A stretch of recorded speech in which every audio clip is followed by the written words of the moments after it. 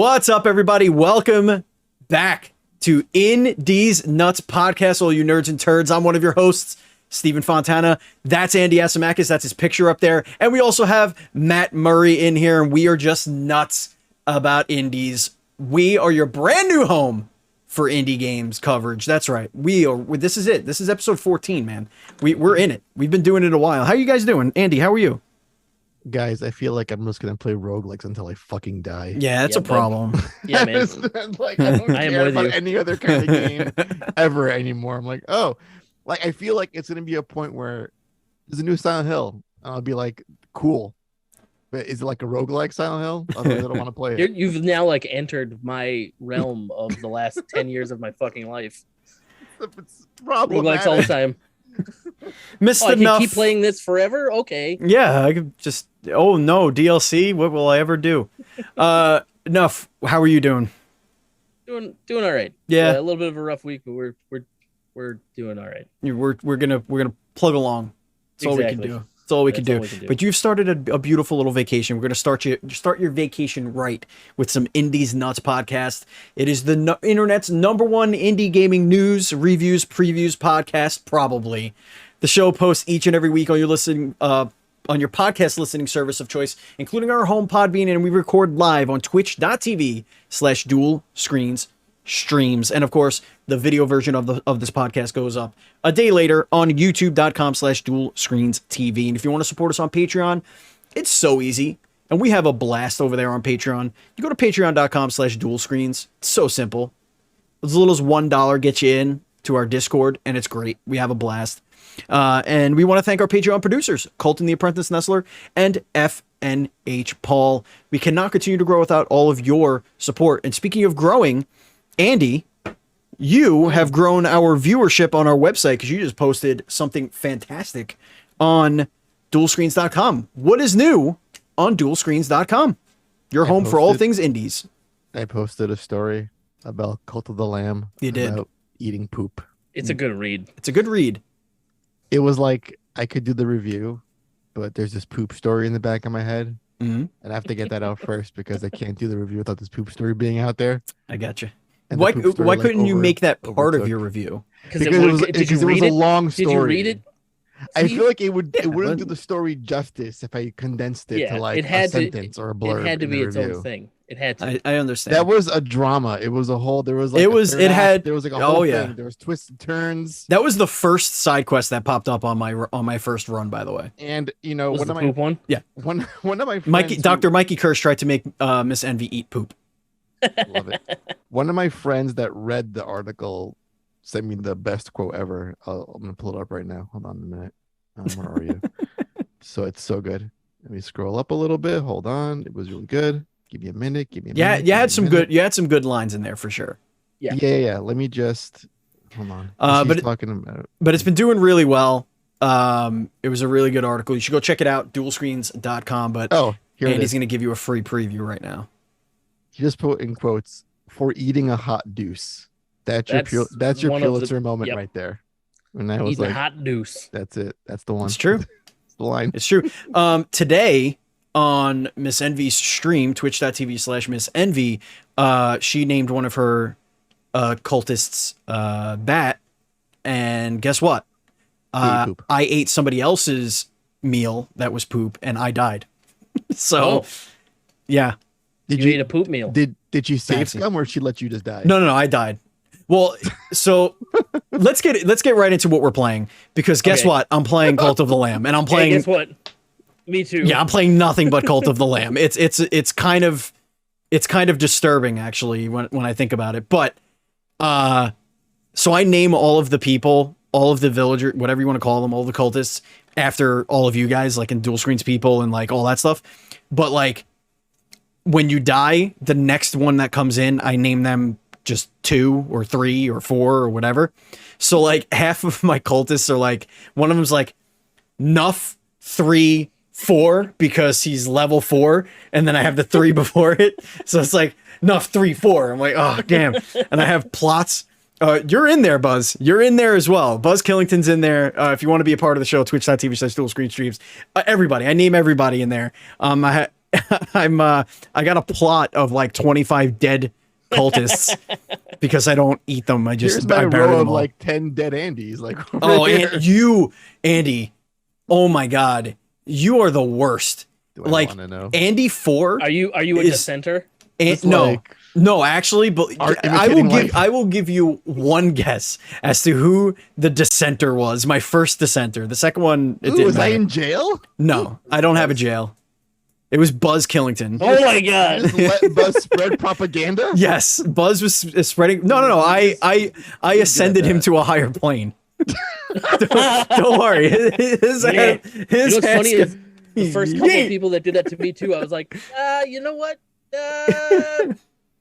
Fucking murder. God, Gonna you murder guys you. don't want to like re-educate your fucking dissenters? You're It doesn't go fast enough. Stalin? Yeah, It doesn't go haven't- fast enough. I didn't have a prison yet, so I couldn't do it.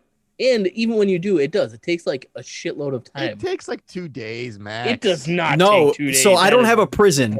So the only thing that I could do is just try You got and in prison. re-educate them. Otherwise, the hate meter goes up. Right. Well, you could re-educate them once a day, but it only takes Right. off like a quarter of an a little inch. chunk, yeah. But, So you know. I would do that for days, and then I'm like, you know what? This isn't working. Boom, yeet you into the heavens. What's your secret, Andy, that you can do it in 2 days?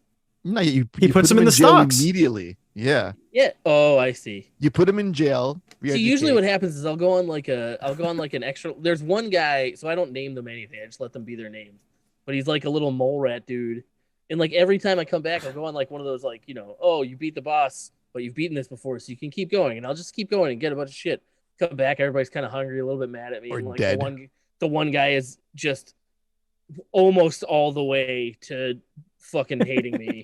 Like just like, shit, you again, huh? Back in the stocks. So overall, just to get into our impressions of the game, it's definitely like my favorite game I've played this year.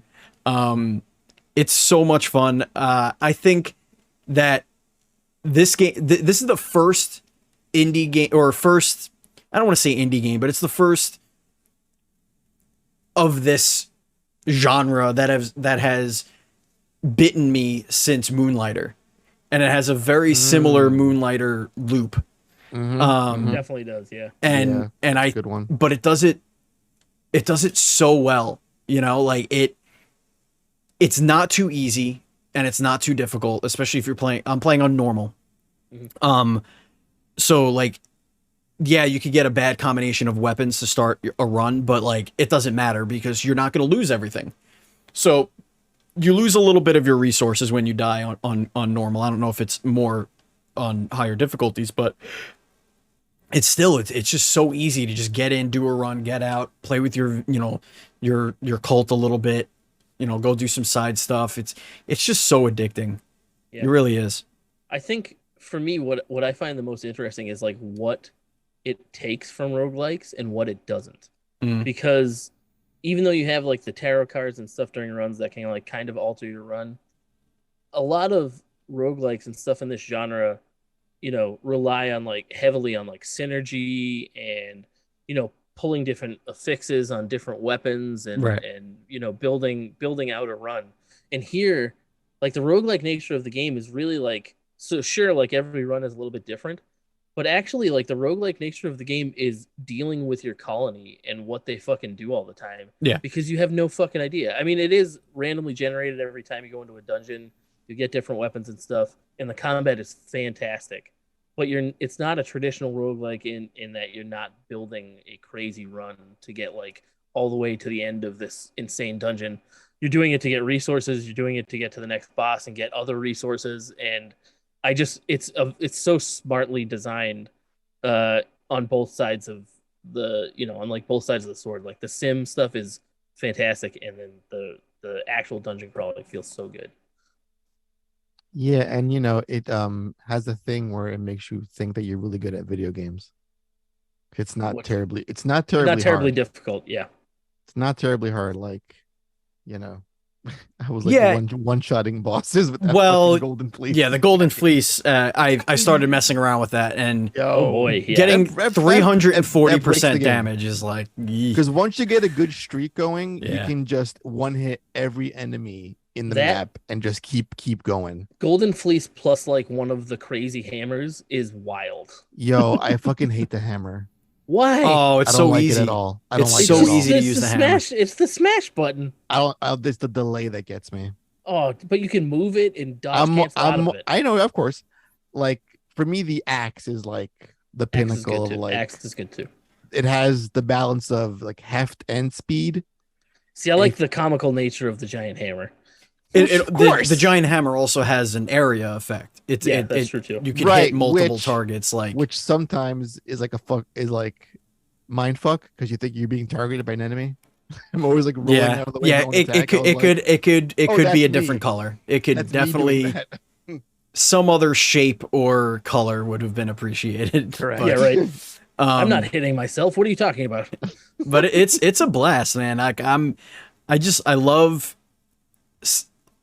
setting everything up the way I want to set it up, and then just going out and seeing what the cards have in store for my run. And it's usually nothing crazy. It's like there's not one that I'm like, oh, I got this card. It's more like, oh, that'll help, or oh, okay, so now when I have a diseased heart, which is if you get hit, the enemies take damage. I guess that's fine, whatever. It's like nothing really breaks shit. But man, that golden fleece is crazy. Yeah. My favorite actually cards in the game are the ones that grant you extra resources. Like there's one that will be like double resources. So when you go to a resource node on a map, you grab double, or like the ones that enemies might drop fish. Yep. I love that one too. Yep. Like that's what I mean though, is like, it's so designed to make you always give a shit about your colony, right? Like everything that you're doing, including the combat, is based around improving your colony in some way, and they tie it in expertly. One of the things that I think they could maybe fix or work towards adding to is your divine inspiration tree, because I got through that quick, like super fast. I think I have 15, 16, 17 or so hours into it. I guess I could look on Steam, but I'm like, here we go. Played for 15 hours so far, and I'm like day 90, and I have like 2 more things to unlock, and I can unlock them whenever I want. Like you get that divine, the faith quick, and all that stuff. You get it very quickly, and as that's the carrot right now for me. Or that drove my first essentially 100 days of me playing of in-game days.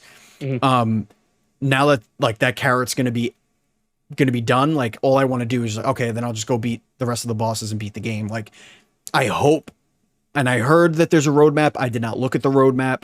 No, it exists. There's definitely gonna be more stuff coming. Yeah, I mean, this is like the first time in a very long time that I'm like, I cannot wait for more content for this game, just to see what they add more shit for us to build. That's the part that I think I love the most, because the dungeon diving is easy. Like I usually get through a whole level in anywhere between 4 to 10 minutes. Yeah, and then I'll spend like a half an hour in the village. Like, do you ever go the next step further? Like after you beat a boss, I did keep going. So it forced it gets harder. It absolutely does. It forced me to, because I was looking for a lost villager in one of the levels, in one of the areas, and I did not find it, or I didn't go on the path that had it the first time, so I went further. Oh, so you had to loop around. Yeah, so I went further, and then it went in, and I don't know if I got it on the second one or the third, but eventually I did get them. But every chance I get, I'm getting new followers. Like I'll send, I think I had, my max so far has been like 24 or 25 followers. Like I'll just, damn, really? Yeah. Anytime I could buy one, I buy one. Any like elderly, I don't care. Typically what I do is, if they're elderly, I'll COVID, fuck it, come in the village. Yeah, if they're sick. I mean, I have the infirmary, and I have a whole farm of the eucalypt or whatever it is, the red shit. Camellias or whatever. Yeah, the chamomile. Yeah. But chamomile. If they're elderly and they come in the thing and like, oh yeah, here you are, they can't work, but I'll be like, ascend. You deserve it, 63-year-old anteater. I will bring you here and I will yeet you towards the heavens. Hey, listen, they're happy when they go up. Yeah. That's the best part. Yeah, but then my favorite part about the ascension ritual is that like they ascend up and everybody's like, ah. Yeah. And then there's just this horrible, horrible bone crunch and meat just falls from the sky. It's fucking so good. That's the thing. I guess we really haven't touched on that, right? Like the aesthetic of this game is so cool. It like, do you guys watch the Happy Tree Friends in the early 2000s? Oh yeah, it is legit. Happy It Tree nails Friends. that, Yeah. and just like the vibe of the whole game is hilarious, and they do it so well with stuff like that, where like all the rituals that should be super brutal are like a little bit funny, like the actual sacrifice one where like the Cthulhu arm comes up out of the ground and grabs them, and then their eyes go super wide, and they're like, ah! They get dragged down. It's so good, man. All the animation and everything is so good. It really is. It really is. But folks, if you're not willing to drop 25 bones on this one, don't worry, because Matt has a indie steal of the week. Oh wait, guys, you can't do that yet. Oh, I can't. Yeah, Because I was playing something else this week. You don't have it on the list, Andy. I don't have it on the list, Do you not know how this not on the list, this Andy. list works? Do you not follow our own Twitter feed? It does. That doesn't matter. It's not on the list. Andy. But you know, in suspense. Yeah. On the list. So I've been playing Anyway, because no. Andy shit. Yes. Go ahead. There we go. I put it on the list. Andy shit. Go ahead. So I had Cult for like. Wait. Before you start, are Sure. there anime titties in this game that you played? Oh my god, it's funny you mentioned that because I just got a code today for a game that is very much anime titties, and I can't wait to play it later. Okay. What's it called again? Is it the witch one? No. It's called Idol Manager. Nah. Have you guys heard of this? There's no way that's the name of that game. It's for the Switch. Oh, Playism. God bless you guys. Anyway, so after playing Cult for like, I think I'm gonna check 100 hours on the old. Also, by the way, really fun on Steam Deck. Very good on Steam it's Deck. Really good on Steam Deck. Very good, Matt. Very good on Steam Deck. Matt, it's awesome. Oh, on Steam thank Deck. you. Thank you If so you much. if you were to It's play this Matt. on Had Steam the Deck, Steam you would Deck, have I a would blast. really like it. Yeah. Yeah. You know what sucks? I bought it initially on Switch and it don't run great. Yeah, that'll happen. So I rebought it on my PlayStation. Good idea. I was playing a game that came out today, actually. Another roguelike. Curse to Golf. Oh yeah. You guys, this fucking game. It makes me like golf, and golf is fucking. I'd rather watch paint dry or grass grow. It's just watching golf is boring as fuck. I'm sure playing golf is different. No. I'm just saying playing video game golf, especially if the people tweak it right, can be fun as fuck. I'm sure everybody golfs where those games are called. They're great, but whatever. So it's a golf game. Yes. But it's not a golf game. Interesting. Mm-hmm. So I was playing last night, one of the courses, and you can zoom out and kind of see what the whole map looks like, because it's really like these deep multi-layered maps you have to navigate your golf ball through to get to the end of the course. Mm-hmm. And I'm sitting there at like 2 a.m. playing fucking golf because I'm insane.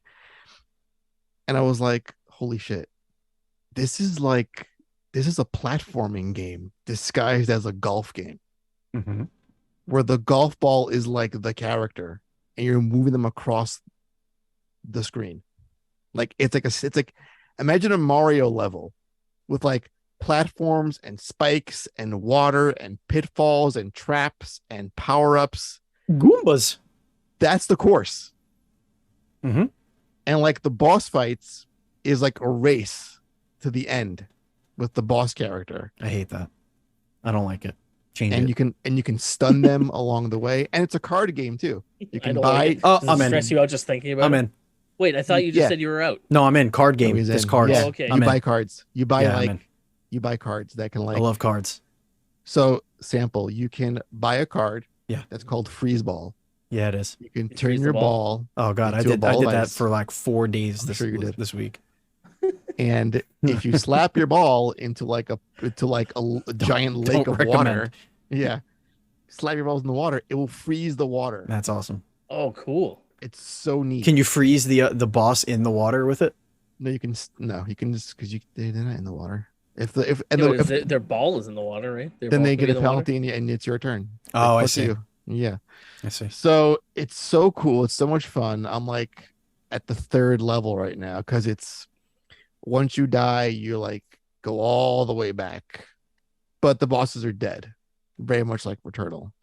But you can replay courses that you've beaten to get money, to get stronger cards that you can store in your book that you can keep and save until the actual boss fight. So that's kind of interesting. Cool. Yeah. That's really neat. It's really fun. It's out today. It's amazing, and you should all get it because it's. Check out Andy's review on dualscreens.com in just a day. As soon as I'm done playing, we'll definitely put a review because the game is too good. Games are so good lately. I have no time to. It's like I want to play more and write about it, but I can't stop playing it. Yeah, that's fair. I understand. All right, so now let's get into the indie steal of the week. Yes. All right. This game is called Gun Devil. I've just been like following a shitload of people on Twitter, like just all over the place, like just a stupid amount of indie devs. And now you know how we get most of our guests. Yeah, no, and it's fantastic because like there's just stuff that I had no idea existed, and it's just great. And so I stumbled across this game, and I was kind of reading into it, and it's free. I was all ready to pay for this game, and he was like, "Oh yeah, no, like."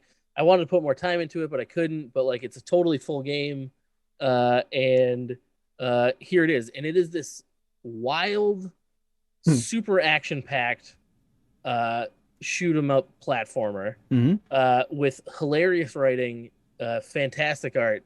Like the whole premise is the devil steals your girlfriend. Fucking devil, man! What is it with the devil? Taking shit doesn't belong to him. He's fucking bored, dude. But the devil was being taught magic by your girlfriend, and he steals your girlfriend. You have to go get him, and his pimp legion is coming to get you, like to attack you and stop this from happening. The writing is hilarious. Like it's like, and yeah, so like the devil thinks that after he steals your girl, that she's gonna keep teaching him magic. What an idiot! Like it's just like really dumb, stupid, like adult humor, like Adult Swim humor. And yeah, I don't know. It's relatively short and free. Works with a controller and everything. Do not suggest playing it with a keyboard. I tried. It is brutal. And yeah, I highly suggest checking it out. I bet it plays really good on the Steam Deck. Can we fucking hate you? Can we talk about the cool boobs statue? Yeah. Can you explain this? Listen, so no, I can't explain it. You guys need to experience. There is a succubi statue that gives you your, I guess, power-ups in a rogue type situation. Wait, yep. And her name is the Cool Boobs statue. Yep. And that's it. That is the Cool Boobs, and I will put that in the chat for you.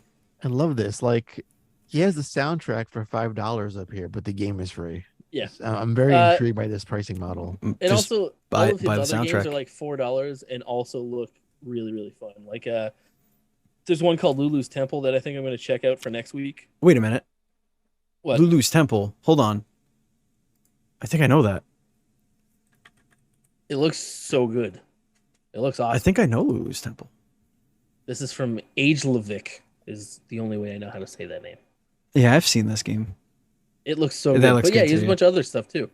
But yeah, I don't know. Check this game out. It's great. If you like platformers and shooting things and stupid humor and succubus boobs, or not boobs at all, it doesn't really matter. It's not gonna ruin your time. Okay, this guy has like a bundle of, I mean, they're not. There's not nipples on the statue. It's called the Cool Boobs. Yeah, I know. statue. I know. I'm aware. Let's just make something very clear here. I've lost all interest in that statue. Why? There's no nipples on it, Andy. Yeah. Yeah. Yeah. All right, fair.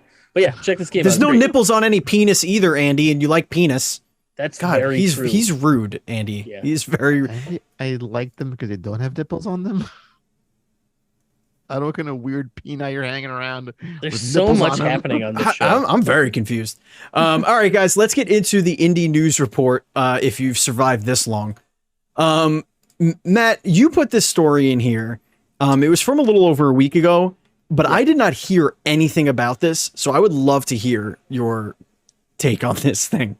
Yeah, so this like got almost no news coverage for some reason, but from what I understand, GameStop, as we know, started like a weird NFT marketplace, yeah, for things, and they recently started selling games as NFTs and things in games as NFTs that they didn't have the right to sell and did not give any of the proceeds or get any kind of permission from the game developers themselves, and are now in very, very big trouble. Well, not very, very big trouble, but they're, it's a problem. Yeah, it's a big problem. And I would guess that they're going to face legal action over it. But yeah, it's just, I don't know, man. The GameStop just keeps digging itself in holes like this, and I don't foresee them digging themselves out. It's almost like they don't have a clue how to do any of the things that they do. Like They don't know. They just don't know. They don't know how to refurbish shit. Like, you're always seeing stories about how they basically don't even clean systems. They just make sure they work, and they just send them back out, and they call them certified refurbished.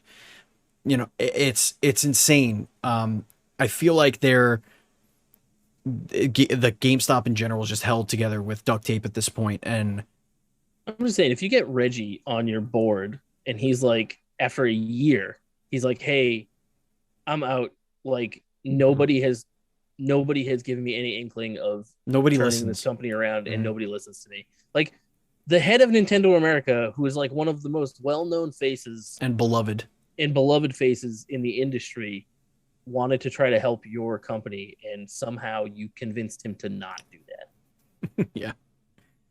But I give GameStop in its current form 5 years if it doesn't right its course. Oh man, 5 years is generous, I think. Very generous. I think 5 weeks. Yeah, if it wasn't for rumored Switch 2.0 or whatever, like, I couldn't see, if there's no new console soon, I can't see them lasting more than even if there 18 is months. I mean, I think the one thing that they have going for them is the name, right? Is like, there are definitely parts of the country where like GameStop is the store you go to get your video games, but with Walmart and all the other big chain retailers, that could be easily, that throne can be taken very easily. Oh yeah, you know, you got Amazon's, Amazon, Best Buy, Target. You know, there's a bunch of different places. It's just they are the synonymous ones with games specifically, and I think that's part of what's keeping them alive, to be totally honest. I think if they didn't have a legacy like that, they'd probably be gone already. And they're doing everything they can to make sure that legacy means nothing. Yeah, literally. Like, I used to hang out in GameStop until I remember. Ow, fuck!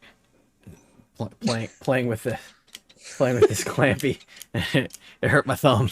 That's how I got a job at GameStop. I used to hang out there all the time, and one day the guy was like, "Hey, why don't you fill out an application?" I was like, "All right." He's like, "Drop it off tomorrow." I was like, "Okay." I handed it to him the next day. He didn't even look at it. He was like, "All right, come back in for an interview tomorrow." I was like, "Oh, cool." And I got all dressed up. I walked in. He was like, "All right, you ready for your interview?" And I was like, "Yeah." I got my interview shit on. And he goes, "All right, you want to work here?" And I was like, "Yes."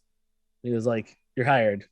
I was like, "Sick." I was like, that was the easiest interview ever. He's like, I'm surprised you're here like twice a week. But you've been here for like twice a week for like 2 years. Like, I know who you are. All right.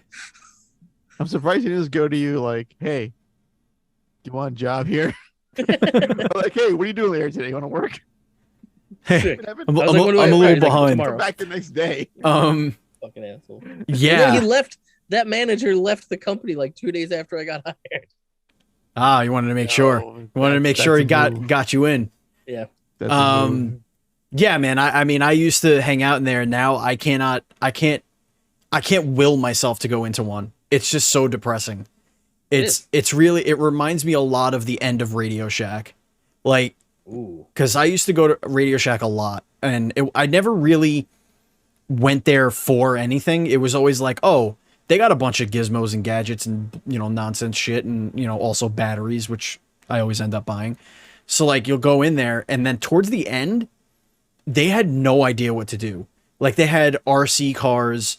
Yeah, it was just five video games. Anything that was electronic with zero aim. And they had inside a and their store was like 800 square feet, if that. And just shoved packed with shit. Yeah, it was like, hey, we have this helicopter drone thing and this remote controlled dinosaur and also these cell phones and 3 refurbished iPods. It was like, what is happening here? And also our carpets don't match. It was so weird. And they didn't have anything you wanted. They never had what you wanted. Yeah, ever. They would never. It would be like, all right, I need an Ethernet cable. I have a 2-foot or a 30-foot. What? Why? Why do you only have that? These are your options. Also, they're the same price. Yeah, they're the same. Also, we have every single phone cord you could think of. Like, we have it in black, we have it in gray, we have it in taupe, we have it in brown, and you're just like, it's a wall of phone cords. You're like, why do you have so many phone cords, but you don't have, like, the latest video game that came out? Like, why do you only have FIFA 13? The game, we're up to 15. What are you doing? Anyway, GameStop just depresses me because they can't shake it. They can't shake the stigma right now. They're not cool. They always look like they try too damn hard. They still treat their employees like shit, and it's like relatively well known. Yeah. The one in the city that I go to, like if I have a break or whatever from work and I just want to like get some air or whatever, I'll go in there and they have the Think Geek downstairs, and I go straight for the Think Geek because at least those people that are down there are selling stuff.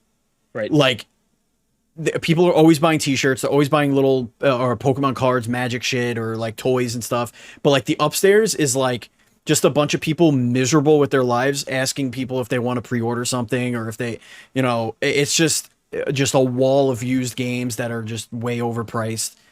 It's yeah. And their model is not gonna work in an increasingly digital marketplace. Yeah, it's already not working. Yeah. All right. Let's move on here. Andy, this one you threw in here. This one looks really good. Oh, did I? Didn't you? I think I threw. I'm sorry. I do love what this is. I mean, yeah, it speaks to every part of this game. This Dark Metroidvania Moonscars launching September 27th. This game, from everything I've seen of it, looks like what I wanted Blasphemous to be. It is a super non-linear looking game, very Souls-like. The art style is like a grimdark art style, and I could not be more excited to try to play this fucking game. Yeah, it looks beautiful. I really wanted to like Blasphemous, and I played through it. I beat the whole thing, but like halfway through it, it gets like very... I don't know. It insists upon itself. Well, the thing is, like that, it's just not good. It's not a Metroidvania, Blasphemous. Right. I think. Well, it kind of is though. I mean, I'm watching this trailer too. I don't really, you know, it's hard to spot by looking at it, but unless it was in the press release, you know, I don't get Metroidvania vibes from the trailer. I see a side-scrolly action game. The headline says Dark Metroidvania. No. Like they could say that but is that what they're calling? Oh, is that what it actually is? I see what you're saying. I think a cursory glance, you can say, oh, the assumption, oh, it's Metroidvania because it looks like what we think one should look like. But right. Yeah, Blasphemous was like a 2D Dark Souls game. Also, just the animation in the trailer looks so fucking good. Yeah, but see, that's why I think this is how those like attacks are like kind of like those long strikes, and there's like I love it. Yeah, that seems soulsy to me too. It Looking at is, this yeah. combat, It definitely feels like it's gonna have some weight, but like that's what I mean is like I felt like Blasphemous kind of had that a bit, where right? like Yeah. it had that the weight to combat that a Souls like does, Mm-hmm. and it did do like Metroidy type shit where like there were areas you couldn't get to without certain gear. It just didn't do it very well and ended up being worse than I wanted the Yeah, I game to feel be. like you gotta give a call to fucking Massive Monster because they nail two genres, roguelike and dungeon crawly, and Animal Crossing, Don't Starve. Like that's how you do two genres justice, like in Cult. So True. In you gotta their like find that balance. in their Steam page, which is they also quote it in the article here. They advertise it as a quote unforgiving non-linear 2D world.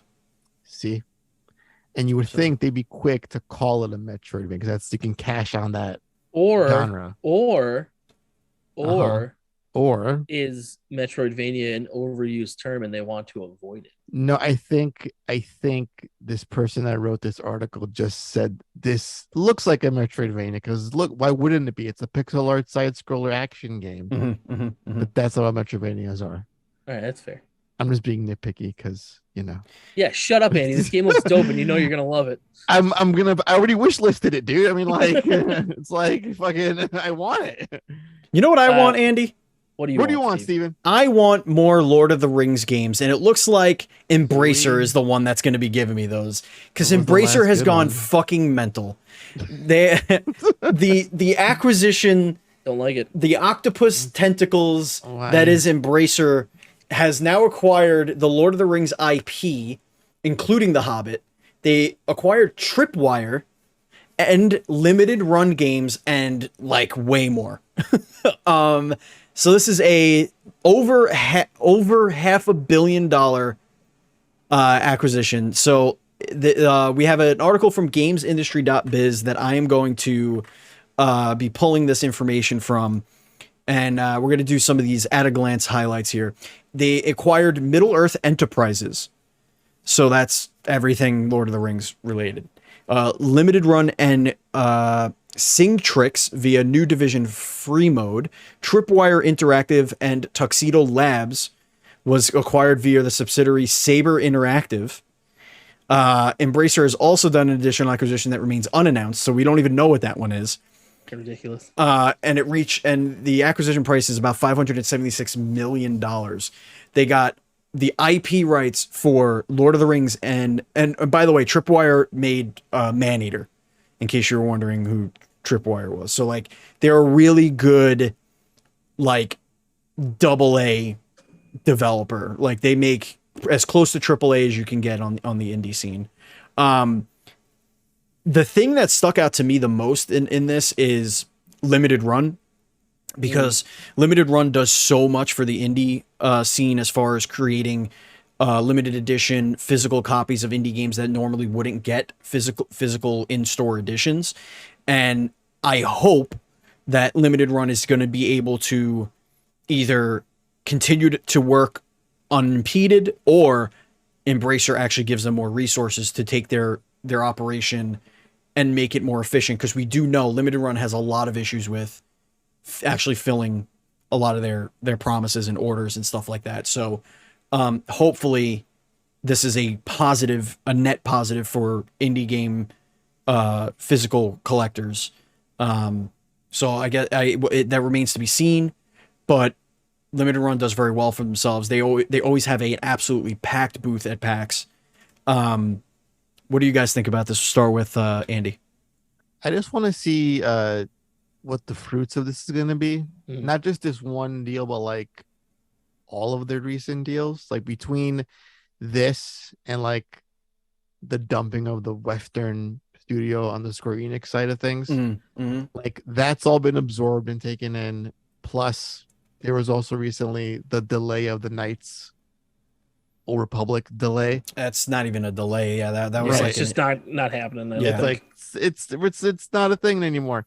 So I just feel like, yeah, you're buying all this stuff, which is great. Like they have a home, these people and these developers. That's awesome. Like great. But when can I see like the work that's going to come out of these acquisitions, because Yeah. I feel like I don't like it when things get smaller in the gaming sphere. But again, someone buys 10 studios and 10 more pop up. I get it. That's how this thing works. But still, I want to see what the end result will be and if it'll be for the better. Because Tripwire, we know personally, they're great studio. They make great games. So God bless. And Killing Floor and Killing Floor 2, very, very popular. Super games. popular. Yeah. And they made those see. as well. We'll see. And it's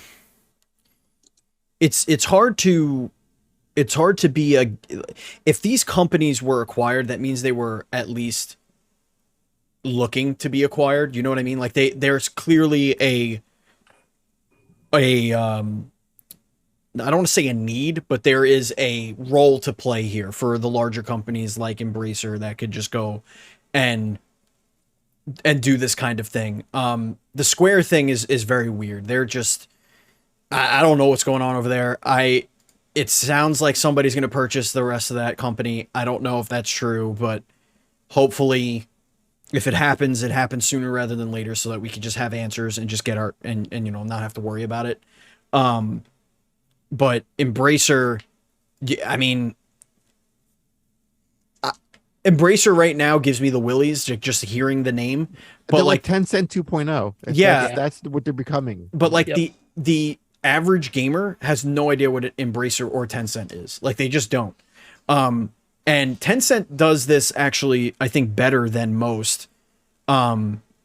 Is they don't throw, well, at least it doesn't appear that they throw Tencent, the brand of Tencent, behind everything they purchase. They just kind of stay in the shadows and just collect the extra money. Whereas Embracer has been like literally upfront. Like, Embracer's a little bit more they're a little bit more aggressive with what they do.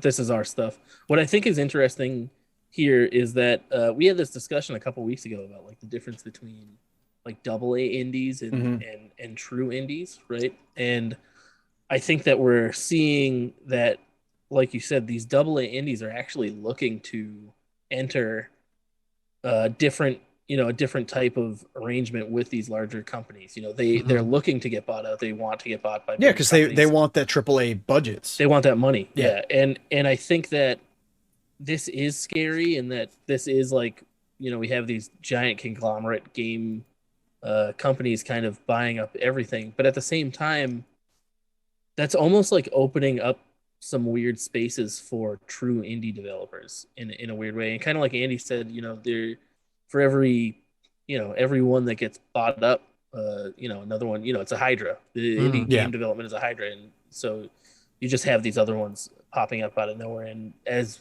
we know, there's no shortage of indie game developers.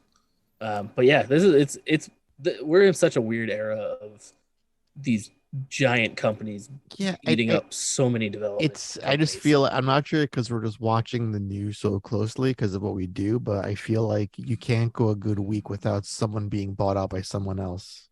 It's a constant. It's just, there were times where like, when Nintendo buy like a long time ago? They bought someone a long time ago, and it was like, oh wow, Nintendo bought someone like 20 years ago. Like that was like news, or like where Sony got like a huge amount of Square soft shares like back in the day. They're gonna, I'm telling you, that's happening. Oh, that's for sure happening. The first one that I remember being big, and I really didn't quite understand it, was like I wasn't podcasting, wasn't writing about shit yet, but like when Microsoft bought Rare, I remember that was the first time I realized like that could happen. I didn't know that. Like they could just take that from Nintendo. Like I didn't know how that shit worked. Yeah. Mm-hmm. But now it's like that shit is happening every 3 months, and it's happening on massive scales. And it's interesting because like you also have companies like THQ Nordic, right? That essentially came out of nowhere in 2011, and they have studios and they're all over the place. Like they have them in New York, they have them in Germany, they have them in Japan, in Barcelona, in Slovakia, in Austria, in the Czech Republic, Canada, to France, Belgium, Singapore. Like they're everywhere. Most of their stuff is in Germany and the United States. They're in Sweden, Finland. Like name the countries they're not in, Steven. Supposedly, according to this list, Canada. No, there's one in Canada. It's in Montreal. Rainbow Studios. Boom, Canada. Yeah, that was the one. That was it. We found it. But yeah, like, and they're expanding, but at the same, like what Andy said earlier, it's like 10 get bought, 10 show up, because that's just the cycle of gaming life right now. Nature of the beast. Yeah, and honestly, with platforms like Steam, and not to pat ourselves on the back, but like shows like this, websites like Dual Screens, the Dual Screens podcast, and events like PAX, they're just making it so that these indie studios, these indie games get better and better platforms. So like there's always going to be a small indie game that breaks the glass ceiling and then becomes the next, Tripwire Interactive that's going to get acquired for $100 million. You know what I mean? I'm kind of surprised Supergiant has not been purchased by anybody yet, but I think that they're so good at making their style of game that they don't want to be purchased. I think that would be like to the detriment of their own reputation. I think they need to be just them. They need to be who they are. Yeah, they have such a good style. Yeah, that's like also like for like a yacht club games. I think they have to, because of what they stand for and how powerful their games and impactful they are in the indie scene. They have to be like, we are in a lot of ways indies, and we have to stay that way, because it's like, backstabbery of the highest degree if we get bought out. Yeah, and their games are also too good. They make them too much money, so why would they're also a good target, right? They're a good target for smaller indie devs. I'm pretty sure. To aim for. Well, like Yacht Club dipped into publishing with Cyber Shadow. So if I'd rather that they get so big that they want to take a chance on that they become other the next big thing, kind of like a Devolver. Exactly. Like, we can now curate and get other ones under our umbrella and like foster and help fund and promote under our. Well, it's like Tiny Build. Yeah, Tiny Build did that too. Tiny Build was like, hey, we got a hit game. Then let's get other hit games. That hit game turned into them. Buys Tiny Build. Yeah. Well. Well, speaking of indie games that hit big, the game that we led off the show with, Cult of the Lamb, really quickly, 1 million in sales in just 1 week. In 1 week. 1 million sales. Holy shit. Yeah. That is wild. Yeah. That is a lot. You know what? I think it is such a stream worthy game. This is like the ultimate game to play with friends on a stream. Well, and they have Twitch integration, right? Oh, do they? Yeah, they do. Yep. But it is such like, as I was playing it, I was like, wow, there's so much in here with the choice of between what to do with your doctrines and your villagers and the quests and the poop. There's so much that lends itself to, hey, audience, what should I do? And it's so cute and it's so fun. I can see how like the spark in that scene blew up to like this million sales in such a short period of time. Yeah. And by the way, that's 1 million copies, not $1 million. Yeah. Oh yeah. Like 1 million copies. It's $24 million. It's a lot. Yeah. It's they're doing well, and I'm very happy for them. Yeah, fucking again, Devolver is like fucking, they can curate the ass out of some games, man. Let me tell you. They fucking know. They know. I do love my curated Devolver ass. They're like, all right, with Fall Guys this week, they'll make us a mint. What's next? Cult of the Lamb? Cool. Tell you, man. Then next is Gumbrella and Demon Throttle. That's like the next 2 mints for Devolver. Gumbrella's gonna do it. In the shade. In the shade. So I do have a. Was that it? So that's it. But I do have a Kickstarter of the week if you guys want to. Yeah, absolutely. Yeah. But it is not a Kickstarter that is currently live, but it is coming on September 1st. Fuck. September 1st, okay? It's from Super Indie. Oh, wait, hold on. Is that where it's Can from? you just link it so that Hold on, yeah. I'm getting the Kickstarter right now. Dangus. Okay, you ready? He was going through his press emails right now. No. This is good stuff. This is good stuff. Okay, I'm gonna put it in the chat right here. Now this is good for us, Matt. Okay. Oh boy. This is RPG Stories, a 3D world builder virtual tabletop. You fucking nerds.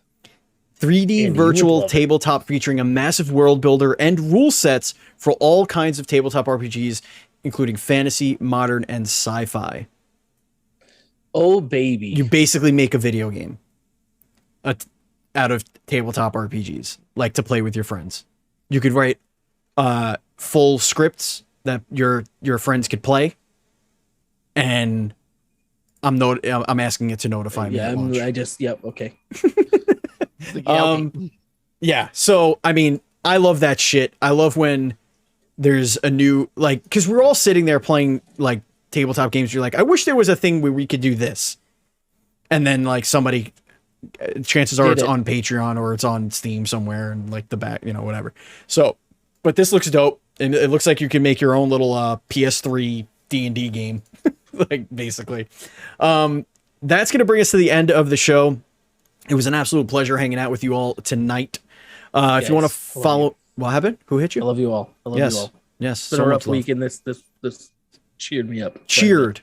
It cheers you, and you could cheer Matt on at AKA on the Twitster at Mr. Nuff, Mr. with an AH, Nuff, Mr.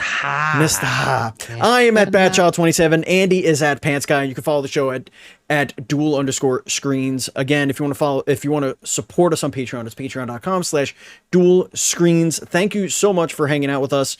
It was an absolute ball being with you here tonight. Thank you, Andy. Thank you, Matt. Thank you, Steven. Thank you, listeners and viewers and all the friends in the internet. We love you. And as always, play some indies.